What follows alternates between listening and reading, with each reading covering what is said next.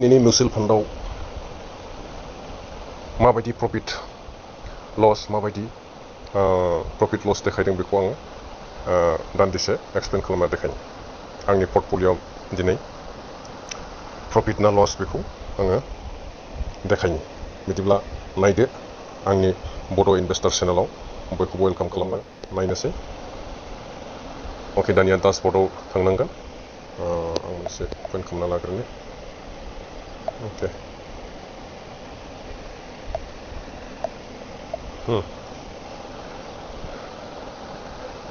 डासबर्डआव अपेन खालामनानै नायोब्लानो मिउचुवेल फान्डनि पर्टफलिय'खौ नुनो मोनगोन अब्ला बिदिब्ला डासबर्डआव थांबाय आङो आदसा थिगानो दिनैनि मिउचुवेल फान्ड डे रिटार्नआ आरामसे थिगैनो दङ 962 रिटार्न मोनदों दिनै बहुत हाई रिटार्न दिनैना साबसिन रिटार्न दोनजेननाय समनिफ्रायनो साबसिन रिटार्नखौ मोननाय बायदि जादों दिनैनि दाख्लैनि खेबसेयाव बेनिफ्राय बांसिन रिटार्न जादोंमोन खिन्थु आं बावलायलांबायसो दाख्लैनि खेबसेयाव 1200 रिटार्न मोननाय बायदि जादों दिनै सेकेन्ड टाइम 962 रिटार्न मोनबावबाय नाथाय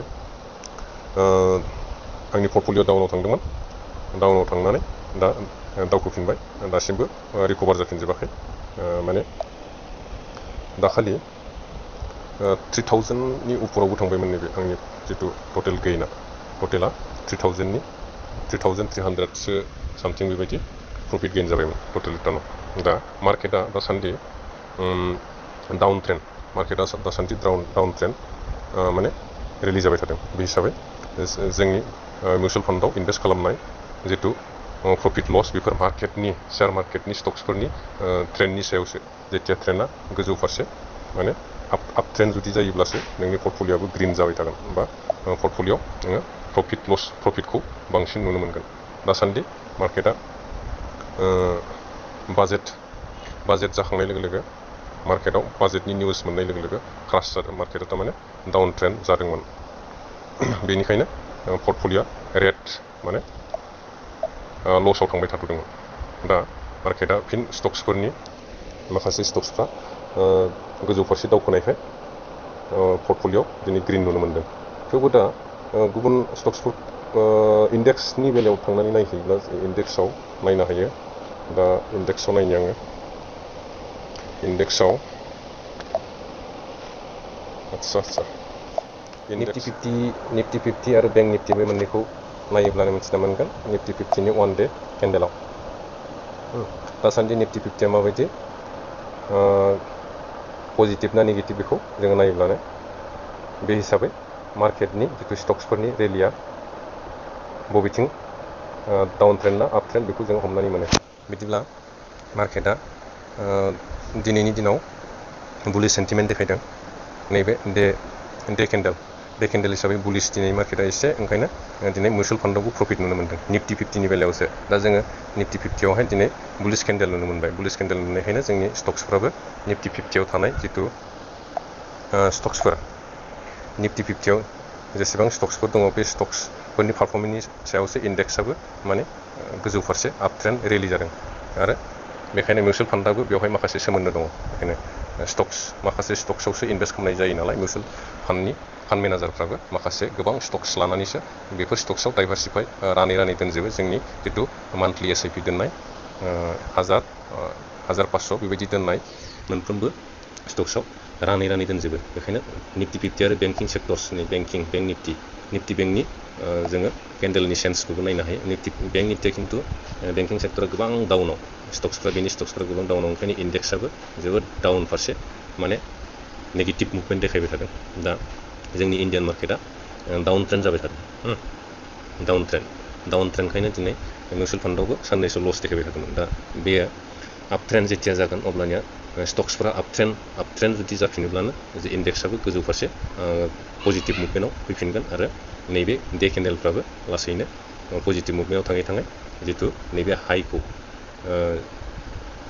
थांखांनाय जितु हाइ बे हाइनिफ्राय ल' मारिनानै दा बे हाइखौ माने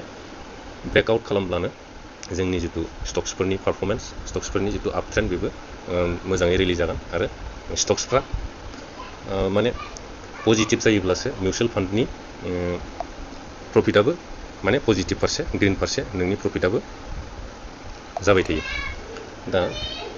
आरो जोङो इन्डियान मार्केटआथ' बेबायदि पजिटिभ नेगेटिभ इफेक्ट होबाय थादों नाथाय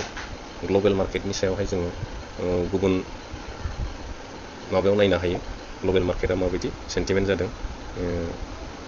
आं दा बेयावहाय ग्लबेल इन्डाइसिस मोनसे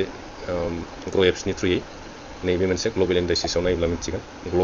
ग्लबेलनि पारफरमेन्सआ ग्लबेल इन्डेक्सनि जिथु मार्केटनि सेन्टिमेन्टआ नेगेटिभआनो गोजा फ्राय डाउ जन्सआल'सो दिनै 75 पइन्ट बा 19% बेबायदि पजिटिभ मोनसेल' पजिटिभआव दङ बांसिनानो नेगेटिभ गोजा बांसिनानो नेगेटिभ बेखायनो इन्डियान मार्केटआवबो इन्डियान स्टक्सफ्राबो जोंनिया साननैसो दा नेगेटिभ डाउन ट्रेन्डआवहाय रिलिज जागासिनो दङ बेखायनो जोंनि जेसेबां दा इनभेस्ट खालामनो दोननायफोरबो लस फारसे नुबाय थागोन जोङो बेखायनो बबे स्टक्सआव इनभेस्ट खालामनांगौ बिनि सायाव जों एनालाइज खालामनानैसो दोननो हायो बिदिब्ला मिउचुवेल फान्डआव जोङो बेबायदि एसेबां एनालाइज खालामनो गोनां गैया मिउचुवेल फान्डआव जोङो डाइरेक्टलि जोङो मेगन मिसिबनानै इनभेस्ट खालामनो हायो मान्थलि एसआइपिआ मार्केटनि गासिबो स्टक्सनि पारफरमेन्सनि सायावसो सोनारो दा जोङो एसआइपिआ जाबाय जोंनिया गासिबो स्टक्स लोगो नांनानैसो मोनफ्रोमबो स्टक्सआव जोंनि फैसाखौ डाइभारसिफाइ खालामना होनायनि थाखायसो थारमाने राननानै होयो एडजास्ट खालामनानै होनायखायनो गोबां कम्पानियावहाय फैसा इनभेस्टमेन्ट खालामनायखायनो गासिबो फ्राय मिउचुवेल फान्डआव मिलायनानै प्रफिट लसखौ जों नुनो मोनो दा आं मोनसे मिउचुवेल फान्डखौ दानिया मिउचुवेल फान्ड पर्टफलिअ अपेन खालामनानै नायबावनोसै माबायदि पारफरमेन्स जादों बबे मिउचुवेल फान्डआ बेसेबां रिटार्न होदों दिनैनि डे रिटार्न हिसाबै माबायदि रिटार्न होदों बेखौ नायनोसै दाना कारेन्ट इनभेस्टेड जादों बेखौ नायबा मिथिगोन दाना डे रिटार्न्सआव नायोब्ला आरो बेवहाय बेलेग रिटार्न सोर मिउचुवेल फान्डआ सानसेयाव बेसेबां होदों सोर लस होदों लाब होदों बेखौ दिनै बेवहाय दिनैनि लाब लसखौ बेखिनियावहाय नुनो मोनजोबनाय जाबाय दिनैनि प्रफिटआ बेवहाय 379 प्रफिट होदों एसबिआइ कन्ट्रायावहाय 135 एसबिआइ मेगनामाव 193 निपन इन्डिया लार्ज केपआव 17 रुपिस मात्र निपन इन्डिया स्मल केपआव 96 नङा 96ल बेंक अफ इन्डियाआवबो 72ल टाटा स्मल केप फान्डआवबो 42 रुपिसल' दा फारागफारिखौ खिन्थु लसआव दङ दिनैनि दिनाव लस दङ फारागफारिखौ बाखि मोननै मा दंबावो एसबिआइ स्मल केपआव दिनैनि दिनाव 22 थाखा प्रफिटआव दङ वान स्मल केप फान्डआव डाइरेक्ट 14 माने 14 थाखा प्रफिटआव दङ दिनैनि दिनाव दा बे जाबाय डे रिटार्नआव बेसिम दानिया बिदिब्ला गासैजों प्लास खालामनानैसो मा जादों अल एसआइपि बे मोनसे एसआइपि बेलेग बे एसआइपि बेलेग गासिबो बेलेग एसआइपि गासिबो ज' लोगो नांनानै प्लास जादों प्लास जानानै 962 बेखिनि दिनैनि दिनाव रिटार्न मोनदों माने इनभेस्टेड जितु 97,500 बेखिनि इनभेस्टेडनि रिटार्नआ बेनो 0.097 बेबायदि रिटार्न होनाय जादों सानसेनि दिनाव 1% गाहाम रिटार्न होयोब्ला खिन्थु 900निबो बारा जागोन 100सो जायो 1000 रुपिससो प्रफिट नुयो दा सानफ्रोमबो बिदि देखाया मालाब्ला सिम्पोल पार्सेन्टनि सायावसो जोंनि गासिबो गुबुन जितु जोङो मिउचुवेल फान्डखौ मोनसेल' मिउचुवेल फान्डआव दोनखायाखै नालाय जोङो रानैसो दोनदों नालाय मोनबेसे मिउचुवेल फान्डआव राननानै दोनदों बे हिसाबैसो सोर बबे दिनखालि बेसेबां प्रफिट होयो बे स्टक्सफोरनि सायावसो नैबे खानारियाव थानाय जेसेबां स्टक्सफोर दङ बे स्टक्सफोरा नैबे एसबिआइ कन्ट्रायाव माखासे थानोबो हागौ माखासे गैयाबो जानांगौ बेखायनो बिनि सायावसो प्रफिटआ फैयो आरो एसबिआइआवनो गोबां प्लानफोर दङ एसबिआइ कन्ट्रा दङ एसबिआइ मेगनाम दङ एसबिआइ स्मल केप दङ एसबिआइ ब्लु चिप बेबायदि एसबिआइ 215 इन्डेक्स फान्ड बेबायदि अनेक दङ दा नोङो एसबिआइआव दोननोब्ला दा एसबिआइनि माने मिउचुवेल फान्डल' जों जुदि नोङो फैसा इनभेस्ट खालामनोब्ला नों बेखौ बेंकनि थ्रुयैबो बेंकआव थांनानैबो खालामहैनो हायो इनभेस्ट खालामनो हायो नाथाय बेंकनि थ्रुयैबा नोङो जेबो रोङैफ्रासो बेंकआव थांनानै खायसे मिउचुवेल फान्डखौ बानायो आरो बेंकनि थ्रुयै थाङोब्ला नाथाय नोङो डाइरेक्ट प्लेन मोननाय नङा डाइरेक्ट प्लेनखौ माखौ होननाय जादों डाइरेक्ट प्लेन नैबेबायदि डाइरेक्ट प्लेन बेबायदि मिउचुवेल फान्ड डाइरेक्ट प्लेननि प्रसेसा जाबाय डाइरेक्ट प्लेनाव नोङो नोंनि जितु जेसेबां बोसोरसिम इनभेस्ट खालामगोन जेसेबां बोसोरसिम इनभेस्ट खालामगोन बे इनभेस्टनि सायाव नोंहा जेसेबां रिटार्न मोनगोन नैबे टटेलाव जेसेबां रिटार्न मोनगोन बे रिटार्ननि सायाव नोंहा बै बे जितु SBIनि थ्रुयै नोङो SBIनि एजेन्टनि थ्रुयै नोङो जेन'बा इनभेस्ट खालामबाय इनभेस्ट खालामोब्ला नोङो बे एजेन्टआ नोंनिफ्राय माखासे पार्सेन्ट मोनजायो हा माखासे पार्सेन्ट नोंनिफ्राय माने कमिसन मोनो बेनिखायनो नोंनिया जेसेबां प्रफिट जादोंमोन बेखिनि प्रफिटखौ नोङो उइथड्र खालामबा मोनजोबा नुदोंब्ला आरो बिनि सायावहाय माखासे कन्डिसन दंबावो बेवहाय नायोब्ला मिथिगोन बबे मिउचुवेल फान्डआव एक्जिट लट आरो बेसेबां प्रफिटनि सायाव बेसेबां टेक्स दानगोन बेनिबो माखासे बेवहाय नटिसखौ जोङो नायब्ला नुगोन बेवहाय आं देखायनो मोननैसो जेन'बा कानारा रब'को स्मल फान्डआव जेन'बा नोङो रिडिम खालामोब्ला सानसे समाव नों बेखौ उइथड्र खालामबाय गिदिर एमाउन्ट जेन'बा नोङो बेखौ उइथड्र खालामसै रिडिम खालामसै बिदिब्ला नोङो बेवहाय बेसेबां जोङो टेक्स दानगोन जोंनिफ्राय प्रफिटनिफ्राय बेबायदि माखासे बेवहाय मेनसन खालामनाय दंखाजोबो दा बेवहाय कानारा रब'को फान्डआव हल्डिंसा जाबाय 91 स्टक्सफोर हाबनानै दं 91टा कम्पानि बे कम्पानियावसो बे कानारा रब'को फान्डखौ जाय सामलायदों बियो बेखिनि 91 स्टक्सखौ लानानै बे 91 स्टक्सआव माने जोंनि जितु 1000 बा 2500 जेसेबां फैसा जों इनभेस्ट खालामो बे फैसाखौ बिसोरो राननानै दोनजोबो बेसेबां बबे कम्पानियाव बेसेबां इनभेस्ट खालामनांगौ बेखौ बिसोर एक्सपार्टखा मिउचुवेल फान्ड मेनेजार जेनेबा मिउचुवेल फान्डनि सिस्टेमा बिसोर एक्सपार्टखायनो बिसोरो जोंनो रिटार्न बेसेबां रिटार्न होनांगौ बिनि माबाखौ जोङो इयारलि जोङो नुनो मोनो बा दैलि नुनो मोनो बेनिखायनो मिउचुवेल फान्डआव एसेबां माने गिनो गोनांबो गैया नाथाय हाइ रिस्क होननानै बुंदों मिउचुवेल फान्डखौ जोङो हाइ रिस्क हिसाबै थारमाने बेवहाय प्रफिटबो दङ आरो लसबो दङ जोङो जेब्ला प्रफिटाव थाङोब्ला बियो नाथाय लसआवबो फैनो नागिरो माखासे स्टक्सफोरनि पारफरमेन्सनि सायावसो प्रफिट लसआ जोंनि पर्टफलिय'आव नुयो नालाय जोङो लाब लसखौ बेखायनो स्टक्सफ्रा कम्पानिफ्रा सायाव दावखोयोब्लासो जोंनि मिउचुवेल फान्डआव इनभेस्ट खालामनाय फैसायाबो माने बारायलांबाय थायो दा स्टक्सआ एनि टाइम गोजौ फारसेल' थांबाय थाया बियो सानसे समाव माखासे दिन बियो माखासे जाहोननि थाखाय बियो सिङावबो फैनो हागौ बे सिङाव फैब्ला नोंनि जितु प्रफिट जानाय बियो गासिबो लसआव फैफिनजोबनो हागौ बेखायनो मिउचुवेल फान्डखौ हाइ रिस्क होननानैबो बेवहाय मेनसन खालामनाय दंखायो दा जोङो इनभेस्ट खालामना नायदावब्लानो जोङो बेनि रिटार्न लस प्रफिट बेफोरखौ जोङो निजेनो नुलांबाय थागोन दा जोङो हाइ रिस्क होननानै बेयाव दोनालासिनो गुबुन LIC बायदिसिनायाव दोनोब्ला नाथाय फैसा जोंनि माबाफ्रा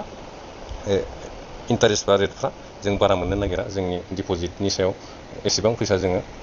इनकाम जानो नागिरा बेखायनो आजिखालि गोबां मानसिफ्रानो मिउचुवेल फान्डआव दोननो हमबाय सार्च खालामना नायबानो मोनगोन मिउचुवेल फान्डआव बबे मिउचुवेल फान्डआव बेसेबां माने बेसेबां कौटि थाखा माने इनभेस्ट जानानै दं बे मिउचुवेल फान्डनि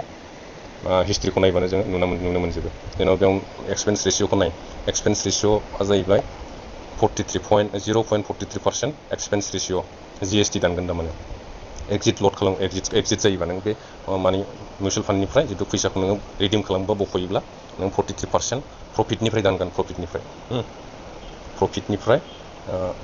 43.43% माने टेक्स लागोन बेबायदि GST टेक्स लागोन बिदिब्ला एक्सपेन्स रेशिय' बियो इनक्लुसिभ अफ GST बियो गासैबो दा एक्जिट लट होननायाव एक्जिट लटआव 1% दानो इफ रिडिम उइदिन 1 इयार बोसोरसेनि गेजेरावनो जुदि नोङो बायचान्स बे फैसाखौ बेयाव दोनला होननानै नोङो रिडिम खालामफ्लांबाय बा बख'बाय नोङो फोथायैनि बख'बाय अब्ला नोङो 1% खरै दानसिगोन नोंनि प्रफिटनिफ्राय ओमफ्राय स्टाम्प डिउटि बायदिसिना दं एसे दानो बेवहाय दानिया ओमफ्राय बेवहाय मोनसे मेनसन दंबावो टेक्स इमप्लिकेसन टेक्सबो दानो tax implication return are taxed at 15% if you redeem before 1 year 1 इयारनि सिगाङाव जुदि नोङो रिडिम खालामो उइथड्र खालामो 15% दानगोन नाथाय दानि एबार खेबसेनि बाजेटआव रिजाल्ट ओंखारबाय जे टेक्सआ बांसिन दानबावसिगोन जोङो GST मा होनो 12% प्रफिटनि सायाव 12.50 12.50 12.50 थारमाने GST हमबावबाय बेबायदि टेक्स हमबावबाय बारायना होबावबाय दा बिदिब्ला जों प्रफिटनि रिटार्ननिफ्राय एसे बारासिन जोंना फैसाया माइनास जासिगोन आरो बिदिब्ला बेखिनि माखासे माने अपसनफोरखौ नायनानैसो इनभेस्ट खालामनांगौ खायसे खायसेयाव एक्सपेन्स रेशिय' बेफोरो बांसिन थायो बेयाव 0.43 जोबोद खमानो बियो खायसे खायसेयावथ' 80.80%लागै एक्जिट लड एक्सपेन्स रेशिय' एक्जिट लड एन्ड टेक्स बेबायदि मोनथामजों मिलायनानै बिदि 43% ओमफ्राय खायसेयाव 80% बेसिमहालागै टेक्स लानाय दङ दा एबारनि बाजेटआव बेबायदि टेक्सखौ एक्सपेन्स रेशिय' एक्जिट लड टेक्सफोरखौ बांसिनै बारायना होनाय जाबाय दा बिदिब्ला गावबागाव दोनोब्लानो बेफोरनि आइडियाखौ मिथिगोन दा खोथाया जाबाय मिउचुवेल फान्डआव ओंखायनो मोनसेल' मिउचुवेल फान्डआव इनभेस्ट खालामनाङा खमानो मोनथाम बा मोनब्रैसो नोङो लार्ज केप स्मल केप आरो मिड केप लार्ज केप मिड केप आरो स्मल केप मोनथामखौबो सेलेक्ट खालामनानै मोनथामावबो फैसाखौ एसे राननानै दोनजायो अब्लानिया जोंना पर्टफलिय'नि जिथु प्रफिट लस बेफोरो राननानै दोननायखाय जोंनो प्रफिटखौ थारमाने एसे मिलायनो हायो एडजास्ट खालामनो हायो जों बोसोरसे बा बोसोरनै बोसोरब्रैयाव माबायदि प्रफिट जाहैगोन माने इनकाम जाहैगोन बेखौ जोङो माखासे केलकुलेट खालामनानै जोङो नायनो हायो मिउचुवेल फान्डनि जिथु प्रफिट लसखौ जोङो केलकुलेट खालामब्लानो एसे आन्दाजै ओंखारहैफ्रामो जिहेतु बांसिन मिउचुवेल फान्डआनो मा जायो 15%खौ फ्राय मोनखागोन नोङो फ्राय 15% हिसाबै जों हिसाब खालामजायो 15% खरै जोङो रिटार्न मोननो हायो जेनेबा नोङो वाच लिस्टआव नायदो खायसे मिउचुवेल फान्डआव बेसेबां रिटार्न मिउचुवेल फान्डनि जितु SBI खौनो नायनो SBI मिड केपखौ नायबाय आं मिड केपआव नाय बेसेबां रिटार्न होदों दिनैसिम बेसेबां बोसोरनि मिउचुवेल फान्ड बियो 2013निफ्रायनो जेनेबा बे एनुलाइज जादों 2013निफ्रायनो बे मिउचुवेल फान्डआ सोलिबोगासिनो दं दिनैसिम 2024सिम सोलिगासिनो दं बेसेबां बोसोर जाखोनो बेसिम बोसोरै एनुलाइज जुदि रिटार्नखौ नायोब्ला 21.25% बे हिसाबै खायसे मिउचुवेल फान्डआ खिन्थु 15% बा 18% बा 17% बेबायदि रिटार्न जोङो नुनो मोनो बे हिसाबै जों 15%खौ फ्राय जोङो हमना लाजायो मिउचुवेल फान्डआव फैसा इनभेस्ट खालामोब्ला 15%खौ मोनफ्रामोआनो नाथाय गुबुन मिउचुवेल फान्डनि बाहेरा जोङो गुबुन प्रसेसै जेनेबा जों LICफ्राव दोनोब्ला जों बेबायदि 15% गाहाम जों रिटार्न नुनो मोना जोबोद माने बेवहाय जों LICफ्राव फैसा दोनब्ला बारायनायखौ नुनो मोना बेसेबां मोनगोन नोङो 6% बा 7% बे खुनु मथे बेबायदिल'सो जोङो जोंनि जेसेबां इनभेस्ट खालामदों बे इनभेस्ट खालामनायनि डाबल मोननो थाखायनो जों गोबां बोसोर LICफ्राव दोननो गोनां जायो नोंनि 1 लाख फैसाखौ डाबल खालामनोनो जोङो फिक्सफ्राव दोनोब्लाबो जोंनि फैसाया डाबल जानो गोबां बोसोर नांगौ जायो नाथाय मिउचुवेल फान्डआव नोङो डाइभारसिफाइ राननानै दोननो रोङोब्ला माने एसेबां गोबाव नाङा फ्राय नोंनिया 5-6 बोसोरसिमनि गेजेरावनो नोंनि फैसाया जेसेबां इनभेस्ट जादों बिनि डाबल जाफ्रामनो नागिरो जेनेबा नोंनि फैसाया 1 लाख जाहैबाय 5 बोसोराव 1 लाख जायोब्ला मा जागोन 1 लाख नोंनि फैसाया जायोब्ला बियो 5-6 बोसोराव डाबल जाफ्रामहैयो फैसाया डाबल जाफ्रामहैयो डाबल जायाब्लाबो नोङो रिटार्नआ बांसिन मोनखायो जेनेबा 15% खरि 21% खरि मोनोब्लाथ' डाबलानो जाहैबाय नाथाय गासैबो मिउचुवेल फान्डआ बेबायदि डाबल होजोबा बेखायनो मोनसेल' मिउचुवेल फान्डआव दोननाङा बे मिउचुवेल फान्डआ बबेबा बोसोराव खमायनानै 15 बा 19% जुदि बियो रिटार्न होबाय थायोब्ला गुबुन मिउचुवेल फान्डआ बिनिफ्राय बांसिन होनो हागौ 25-26 बेबायदि पार्सेन्ट खायसे मिउचुवेल फान्डआ होयो नाय नोङो SBIनि बादै बेलेगखौ नाय नोङो HDFCफोरखौ नाय HDFCआ बेसेबां 26% नाय 3 इयार्सआव 3 इयार्सआवसो 26% 5 इयार्सआव 25% नाथाय अलाव 15% होयो बांसिन 15%आव रिटार्न जाबाय थादों बियो दिनैसिम बांसिन 15% हमना लाजायो आरो मिउचुवेल फान्डआव रिटार्नआ अब्ला बेलेग जोङो LIC बा बायदिसिना रेकारिं दोननायनिफ्राय मिउचुवेल फान्डआव जुदि दोनोब्ला बांसिन रिटार्नखौ मोननो हायो नाथाय हाइ रिस्कबो दै बेवहाय जोङो मोनो होननानै इन्टारेस्टबो जाजाया खिन्थु हाइ रिस्क जेसेबां स्पिडआव नोंनो इनकाम होगोन एसेबां माने नोंनि प्रफिटखौबो लस खालामफिननो हागौ नाथाय बेखौ नोङो धैर्य थानांगोन बेवहाय लस नुबानो जुदि नोङो